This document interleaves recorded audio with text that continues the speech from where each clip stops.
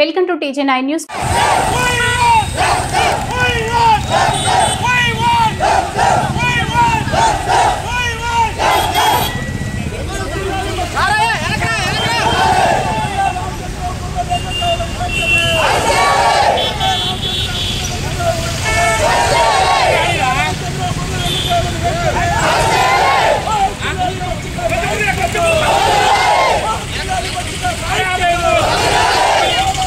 High court న్యాయవాది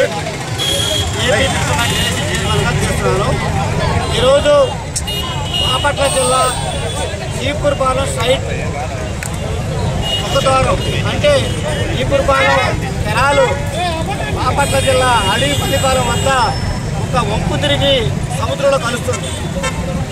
ఆ వంపు ద్వారా మత్స్యకారులైన మేము మా పడవ దాదాపు 2000 పడవలను మేము అక్కడ భద్రపరుచుకుని మా సరుకులు మేము దిగుమతి చేసుకుని మత్స్య సంపదని మేము మార్కెట్కి తరలిస్తాం.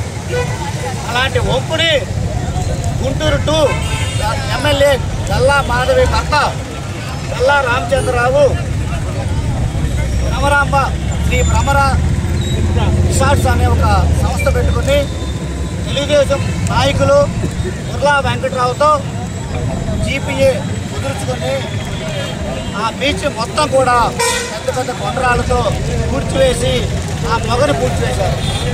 దీని మీద మేము ఒక 5-6 నెలల నుంచి కూడా మేము పెద్ద ఎత్తున ఆందోళన చేస్తుంటే బాపట్ల జిల్లా కలెక్టరు నిమ్మకు నీరెత్తినట్లుగా సమస్య పట్టనట్టుగా చేయలేదంటే మత్స్యకారులు అంటే ఈ ప్రభుత్వాలు ఎంత చిన్న చూస్తుంది అర్థం చేసుకోవాలి.